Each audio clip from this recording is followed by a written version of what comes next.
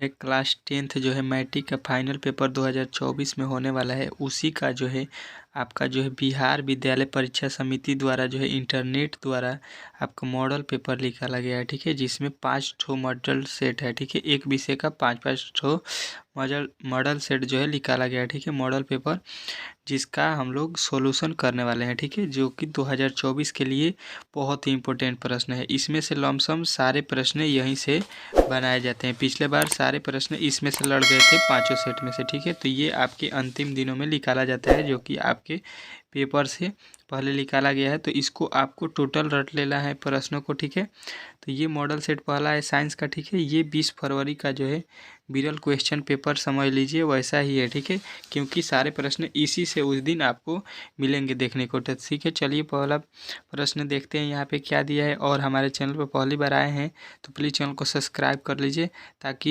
यहाँ पे जो है सारे विषयों का 5-5 सेट का सोल्यूशन ये यहीं पर मिलेगा। ठीक है, देखिए यहाँ पे आपका कुछ कंडीशन है कि आपको कितना प्रश्न इस बार दिया जाएगा। एक से लेकर 80 तक वस्तुनिष्ठ प्रश्न रहेंगे शुरू के, जिसमें से 40 प्रश्नों का ही उत्तर आपको देना है। ठीक है, वो भी उमार सीट पर। ठीक है, तो यहाँ पे चलिए आपका प्रश्न स्टार्ट करते हैं। पहला प्रश्न देखिए आपके सामने आ चुका है। कह रहा है आपका पहला प्रश्न, गोलीय दर्पण के परावर्तक पृष्ठ की वृत्ताकार सीमा रेखा का व्यास कहलाता है। तो ये क्या कहलाता है, तो आपको बताना है कि प्रधान अक्ष कहलाता है। ठीक है, व्यास क्या कहलाता है, तो आपको बताना है प्रधान अक्ष। ठीक है, चलिए अगला प्रश्न देखिए आपके सामने आ चुका है। दूसरा कह रहा है, निम्नलिखित में से किस दर्पण की फोकस दूरी धनात्मक होती है।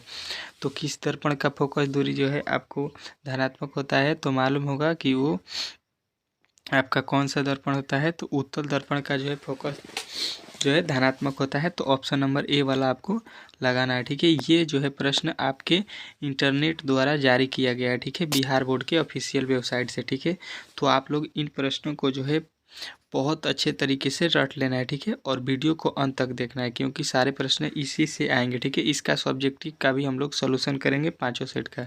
किस वर्ण का तरंगदैर्घ्य सबसे बड़ा होता है, तो आपको याद रखना है कि किस वर्ण का, तो लाल वर्ण का तरंगदैर्घ्य सबसे बड़ा होता है, जो कि ऑप्शन नंबर ए में ही आपको दिया गया है। ठीक है, अगला प्रश्न देखिए चौथा, किसी वस्तु का प्रतिबिंब आँख के किस भाग पर पड़ता है।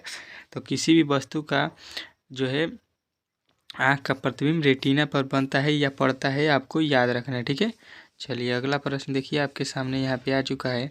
पांचवा प्रश्न क्या कह रहा है आपका, निम्नलिखित में से किस माध्यम में प्रकाश की चाल सबसे अधिक होती है। तो प्रकाश की जो चाल है आपकी सबसे अधिक कहाँ होती है, ये प्रश्न आपसे पूछा है। ठीक है, तो आपको याद रखना है कि निर्वात में प्रकाश की चाल सबसे अधिक होती है, जो कि ऑप्शन नंबर डी में आपको दिया गया है। ठीक है, चलिए अगला प्रश्न देखिए, दूरदृष्टि वाला नेत्र साफ साफ देख सकता है। तो दूरदृष्टि दोष वाला जो है आपको याद रखना है कि ये दूर की वस्तु को साफ देख सकता है। ठीक है, दूरदृष्टि दोष वाले आँख जो होते हैं दूर की वस्तु को साफ साफ देख लेते हैं। ठीक है, चलिए अगला प्रश्न देखिए, एक अभिसारी किरण पुंज समतल दर्पण पर आपतित होता है, परावर्तित किरण पुंज होंगे। तो परावर्तित किरण पुंज क्या होंगे, तो आपको बताना है कि ये जो होंगे समानांतर होंगे। ठीक है, समानांतर, जो कि ऑप्शन नंबर बी वाला आपका राइट हो जाएगा। ठीक है, अगला प्रश्न देखिए, यदि एक प्रिज्म से एक वर्णीय किरण पुंज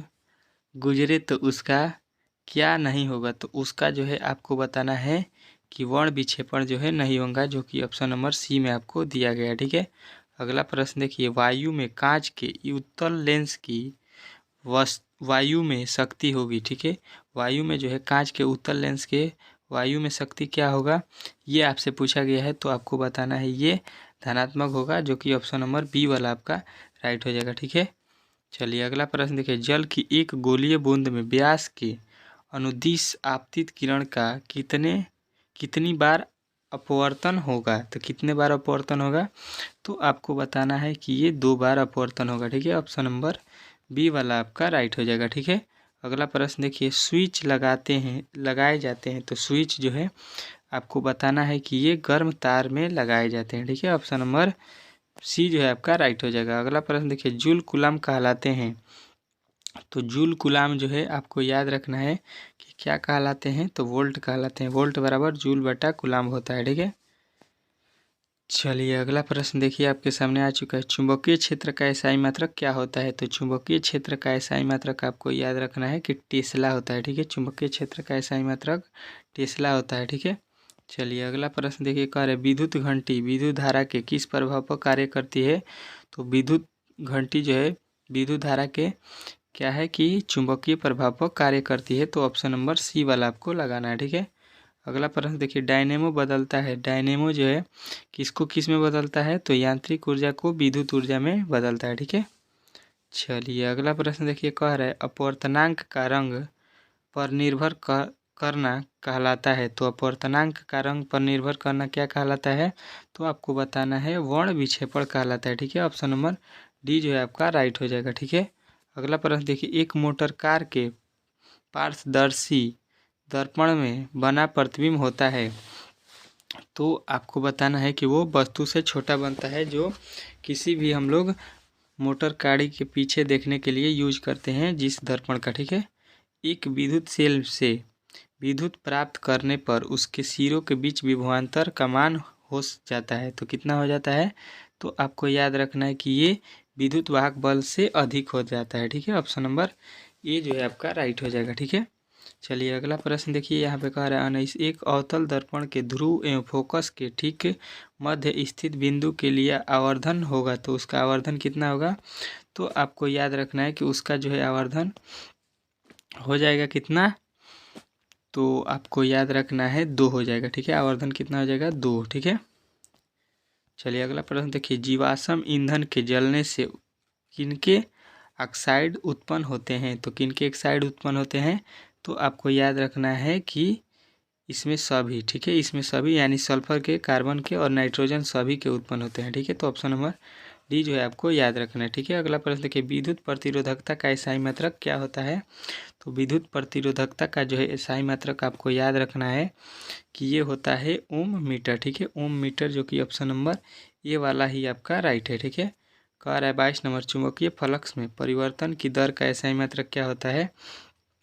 तो चुंबकीय फ्लक्स में परिवर्तन की दर का एसआई मात्रक आपको याद रखना है कि वेबर होता है। ठीक है, वेबर जो है आपका राइट आंसर है। ठीक है, अगला प्रश्न देखिए, समांग माध्यम के प्रकाश गमन करता है। समांग माध्यम से प्रकाश गमन करता है। तो आपको याद रखना है ये सरल रेखा में गमन करता है। ऑप्शन नंबर डी जो है आपका राइट हो जाएगा। अगला प्रश्न कह रहे यदि एक प्रिज्म से एक वर्णीय किरण पुंज तो उसका नहीं होगा। तो किरण पुंज जब गुजरेगा तो उसका क्या नहीं होगा, ये आपसे पूछा गया है। ठीक है, तो आपको याद रखना है कि वो वर्ण विक्षेपण नहीं होगा। ठीक है, चलिए अगला प्रश्न देखिए आपके सामने आ चुका है 25 नंबर, प्रत्येक इलेक्ट्रॉन पर ऋणात्मक आवेश होता है। तो ऋणात्मक आवेश कितना होता है ये आपसे पूछना चाह रहा है। तो आपको बताना है 1.6 गुणे 10⁻⁹ कूलम। ठीक है, चलिए अगला प्रश्न देखिए, कह रहा है एक घोल नीले लिटमस पत्र को लाल कर देता है, घोल का पीएच मान क्या हो सकता है? तो देखिए जो है यहाँ पर नीला लिटमस पत्र को जो लाल करता है उसका पीएच मान कितना होता है? तो आपको बताना है कि 7 से कम। तो 7 से कम एक ही में ऑप्शन में है, वो भी 2। तो 2 जो है आपका राइट हो जाएगा। ठीक है, चलिए अगला प्रश्न देखिए आपके सामने आ चुका है, लोहे की परमाणु संख्या कितनी होती है? तो सबको मालूम है कि लोहे की परमाणु संख्या क्या होती है? 26। और संकेत पूछेगा तो एफ ही आपको बताना है। ठीक है, चलिए अगला प्रश्न देखिए आपके सामने आ चुका है, यहाँ पे कह रहा है सल्फर परमाणु की बाह्यतम कक्षा में इलेक्ट्रॉनों की संख्या कितनी होती है? तो सल्फर में जो है इलेक्ट्रॉनों की संख्या आपको बताना है। तो आपको याद रखना है कि इसमें जो होता है 6 होता है। ठीक है, इलेक्ट्रॉनों की संख्या 6 होती है। ठीक है, चलिए अगला प्रश्न देखिए, कह रहे एल्युमिनियम पर मोटी ऑक्साइड की परत बनाने की प्रक्रिया कहलाती है। तो उसको हम लोग क्या बोलते हैं? तो आपको याद रखना है उसको बोलते हैं हम लोग आपको एनोडीकरण। ठीक है, एनोडीकरण बोलते हैं। ऑप्शन नंबर बी जो है आपका राइट हो जाएगा। अगला प्रश्न देखिए आपके सामने आ चुका है, कौन सा कार्बन यौगिक सबसे अधिक अभिक्रियाशील है? कौन सा कार्बन जो है सबसे अधिक अभिक्रियाशील है?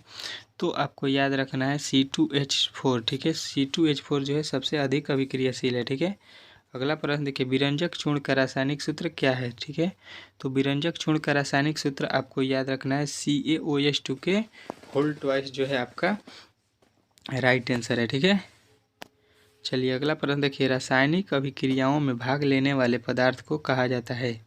तो रासायनिक अभिक्रियाओं में भाग लेने वाले पदार्थ को जो है हम लोग क्या बोलते हैं, तो आपको बताना है अभिकारक बोलते हैं। ऑप्शन नंबर बी वाला आपका राइट है। ठीक है, अगला प्रश्न देखिए, टूथपेस्ट होता है, तो टूथपेस्ट जो है आपको याद रखना है कि कैसा होता है, तो ये एक क्षारीय होता है। टूथपेस्ट क्या होता है, तो क्षारीय होता है, आपको याद रखना है। ठीक है, चलिए अगला प्रश्न देखिए आपके सामने यहाँ पे आ चुका है।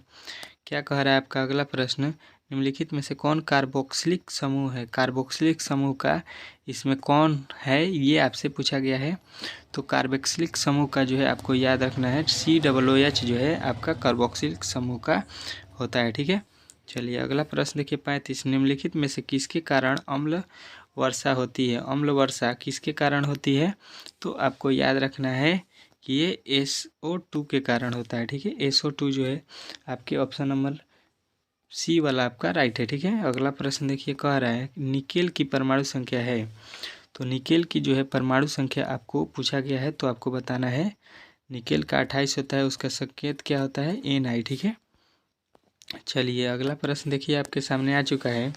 कह रहा है एक कांच परखनली के लिए गए विलयनों में एक लोहे की कील को डुबाया जाता है, तो आधे घंटे के बाद यह देखा गया कि विलयन का रंग परिवर्तन हो चुका है। यह उस कांच का परखनली में विलयन था, तो कौन सा विलयन था, ये आपसे पूछ रहा है उसमें कि कौन सा विलयन था, तो आपको बताना है Fe2SO4 था। ठीक है, चलिए अगला प्रश्न देखिए आपके सामने आ चुका है। एथेनॉल को सांद्र H2SO4 के साथ गर्म करने पर निम्नलिखित में से कौन सी गैस बनती है, तो उसमें जो है आपको बताना है कौन सा गैस बनता है, तो C2H4 बनता है। ठीक है, चलिए अगला प्रश्न देखिए आपके सामने आ चुका है। हीरा निम्नलिखित में से किस तत्व का अपरूप है, तो हीरा जो है आपको बताना है किसका अपरूप होता है, तो कार्बन का अपरूप होता है, जो कि ऑप्शन नंबर डी में दिया गया है। ठीक है, अगला प्रश्न देखिए 1 ग्राम सोने से कितना लंबा तार बनाया जा सकता है, तो 1 ग्राम सोने से जो है आपको याद रखना है कि 2 मीटर की लंबी तार बनाई जा सकती है। ठीक है,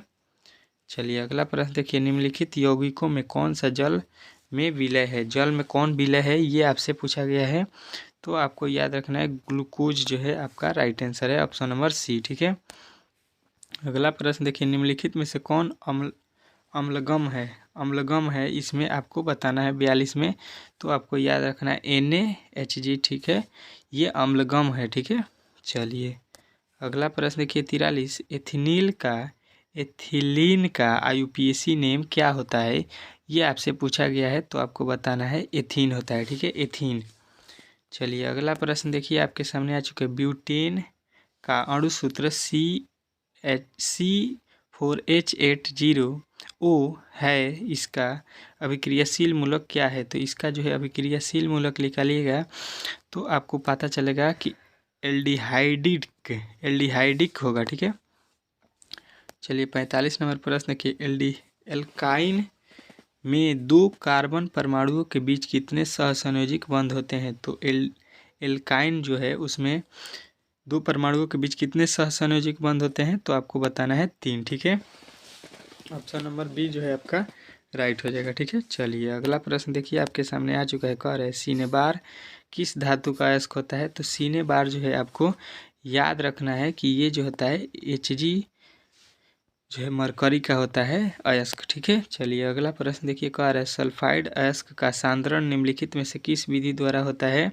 तो सल्फाइड अयस्क का जो है सांद्रण आपको याद रखना है कि ये फेन उत्प्लवन विधि द्वारा होता है, जो कि ऑप्शन नंबर डी में दिया गया है। ठीक है, चलिए अगला प्रश्न देखिए कह रहा है जल के विद्युत अपघटन में कैथोड पर कौन सी गैस मुक्त होती है, तो आपको याद रखना है कि कैथोड पर जो है हाइड्रोजन गैस मुक्त होती है। ठीक है, ऑप्शन नंबर ए जो है आपका राइट आंसर है। ठीक है, अगला प्रश्न देखिए निम्नलिखित में से कौन सा तत्व सबसे अधिक आध्यात्मिक गुण वाला है। ठीक है, तो सबसे अधिक आध्यात्मिक गुण वाला कौन सा तत्व है, तो आपको याद रखना है कि वो जो है एन है। ठीक है, एन माने आपका हो जाएगा नाइट्रोजन है। ठीक है, नाइट्रोजन ऑप्शन नंबर बी जो है आपका राइट हो जाएगा। ठीक है, चलिए अगला प्रश्न देखिए कह रहा है नीला थोथा यानी थुथिया का रासायनिक सूत्र क्या होता है, तो इसका सूत्र जो है आपको याद रखना है CuSO4 5H2O होता है। ठीक है, CuSO4 5H2O। ठीक है, चलिए अगला प्रश्न देखिए, प्रदूषण मुक्त ऊर्जा स्रोत है, तो प्रदूषण मुफ्त ऊर्जा स्रोत जो है आपको याद रखना है कि पवन ऊर्जा, सौर ऊर्जा और जल विद्युत ऊर्जा ये सभी होते हैं। ठीक है, तो ऑप्शन नंबर डी वाला आपका राइट हो जाएगा। ठीक है, चलिए अगला प्रश्न देखिए, निम्नलिखित में से किस हाइड्रोजन में कार्बन परमाणुओं के बीच 3 आबंध होते हैं? तो 3 आबंध वाले आपको याद रखना है कि C3H4 का है। ठीक है, चलिए अगला प्रश्न देखिए, निम्नलिखित में से कौन सा यौगिक एरोमेट्रिक यौगिक है? एरोमेट्रिक यौगिक इसमें से कौन सा है, ये आपसे पूछा गया है, तो आपको याद रखना है बेंजीन जो है एरोमेट्रिक यौगिक है। ठीक है, चलिए अगला प्रश्न देखिए आपके सामने आ चुका है, उच्च वैशीय अम्लों के सोडियम लवण कहलाते हैं। तो ये जो है आपको याद रखना है, इसको हम लोग साबुन कहा जाता है। ठीक है, चलिए अगला प्रश्न देखिए, कह रहा है एक कक्षा में इलेक्ट्रॉनों की अधिकतम संख्या होती है। तो एक कक्षा में जो है अधिकतम इलेक्ट्रॉनों की संख्या 2n² होता है, जो कि ऑप्शन नंबर सी वाला आपका राइट हो जाएगा। ठीक है, चलिए अगला प्रश्न देखिए, साइटान का आकार होता है साइटान का जो है आकार आपसे पूछ लिया है, तो आपको बताना है तारा आकार होता है, ये तारा के आकार का होता है साइटान। ठीक है, चलिए अगला प्रश्न देखिए, निम्नलिखित में से कौन एक पादप हार्मोन नहीं है? ठीक है, तो यहाँ पे आपको पादप हार्मोन नहीं वाला है, वो आपको बताना है। ठीक है, तो आपको ऑक्सीटोसिन जो है ये पादप हार्मोन नहीं होता है। ठीक है, ऑक्सीटोसिन। ठीक है, चलिए अगला प्रश्न देखिए, यूरिया रक्त में कहाँ प्रवेश करता है? तो यूरिया जो है रक्त में आपको बताना है यकृत में प्रवेश करता है, जो कि ऑप्शन नंबर बी में दिया गया है। ठीक है, अगला प्रश्न देखिए, निम्नलिखित में से कौन किसी पारिस्थितिक तंत्र का एक जैव घटक हो सकता है? जैव घटक हो सकता है आपसे पूछा गया है, तो आपको बताना है कवक हो सकता है। ठीक है, जैव घटक। ठीक है, चलिए अगला प्रश्न देखिए, नर युग्मक तथा मादा युग्मक में के संयोजक से बनता है, तो क्या बनता है? तो आपको याद रखना है ये जाइगोट बनता है। ठीक है, जाइगोट बनता है। ठीक है, ऑप्शन नंबर बी। अगला प्रश्न देखिए, पादप अपशिष्ट संचित रहते हैं, तो ये आपको बताना है कि ये जो है कोशिका रिक्तिकाओं में, पत्तियों में, छाल में, ये सभी जगह रहते हैं, तो ऑप्शन नंबर डी वाला आपको राइट करना है। ठीक है, अगला प्रश्न देखिए, सामान्य अनुपस्थितिलन रक्तदाब होता है। सामान्य अनुशीतलन दाब जो है कितना होता है, ये आपसे पूछा गया है। ठीक है, 62 नंबर प्रश्न में, तो आपको बताना है 80 mm। ठीक है, 80 mm जो है आपका राइट आंसर है। ठीक है, अगला प्रश्न देखिए, मनुष्य, बिल्ली तथा चमगादड़ के अग्रपात हैं, तो ये जो है आपको बताना है कौन है, तो आपका राइट आंसर हो जाएगा समजात अंग है। ठीक है, ये सभी समजात अंग है। ठीक है, अगला प्रश्न देखिए, पादप में फ्लोएम उत्तरदायी है, तो पादप में जो है फ्लोएम आपको याद रखना है किस लिए उत्तरदायी है, तो भोजन संवहन के लिए। ठीक है, भोजन संवहन के लिए उत्तरदायी है। ठीक है, अगला प्रश्न देखिए, एक वयस्क मनुष्य के कितने दांत होते हैं? तो एक वयस्क मनुष्य के जो है आपको याद रखना है 32 दांत होते हैं। ठीक है, चलिए अगला प्रश्न देखिए, एंड्रोजन क्या है? तो एंड्रोजन जो है आपको याद रखना है कि क्या होता है, नर लिंग हार्मोन होते हैं। ठीक है, ये नर लिंग हार्मोन होते हैं। ठीक है, चलिए अगला प्रश्न देखिए, न्यूरॉन का वह हिस्सा जहाँ जानकारी हासिल की जाती है उसको हम लोग क्या बोलते हैं? तो उसको हम लोग बोलते हैं डेंड्राइट। डेंड्राइट जो है इसको हम लोग बोलते हैं। ठीक है, अगला प्रश्न देखिए, कह रहे आनुवांशिकता का सिद्धांत किसके द्वारा प्रतिपादन किया गया? तो ये जो है आपको याद रखना है ग्रेगर जॉन मेंडल के द्वारा किया गया। ठीक है, चलिए अगला प्रश्न देखिए, कह रहा है 69, प्रकाश संश्लेषण की प्रकाश अभिक्रिया निर्भर करती है, किस पर निर्भर करती है? तो आपको याद रखना है सूर्य की रोशनी पर निर्भर करती है। ठीक है, चलिए अगला प्रश्न देखिए, गुर्दों में उत्पादित मूत्राशय में जाता है, क्या जाता है? तो आपको याद रखना है इसमें जो है मूत्रमार्ग से, मूत्रवाहिनी से, ये दोनों से जाते हैं। ठीक है, ऑप्शन नंबर सी जो है आपका राइट हो जाएगा। ठीक है, अगला प्रश्न देखिए, रक्त क्या है? तो रक्त जो है आपको बताना है कि रक्त एक उत्तक होता है, जो कि ऑप्शन नंबर सी जो है आपका राइट हो जाएगा। अगला प्रश्न देखिए, फूल में नर प्रजनन अंग है, तो फूल में नर प्रजनन अंग जो है आपको याद रखना है पुंकेसर होता है, ऑप्शन नंबर डी जो है आपका राइट हो जाएगा। ठीक है, अगला प्रश्न के द ओरिजिन ऑफ स्पीच किसके द्वारा लिखा गया? तो ये जो है आपको याद रखना है कि किसके द्वारा लिखा गया, तो चार्ल्स डार्विन के द्वारा लिखा गया है। ठीक है, द ओरिजिन। ठीक है, अगला प्रश्न देखिए आपके सामने आ चुका है, मानव आहार नाल का सबसे लंबा भाग है, तो ये इसमें सबसे लंबा भाग जो है आपको याद रखना है कि छोटी आंत होती है। ठीक है, चलिए अगला प्रश्न देखिए आपके सामने आ चुका है, निम्नलिखित में से कौन मादा जनन तंत्र का भाग नहीं है? तो मादा जनन तंत्र का भाग शुक्रवाहिकी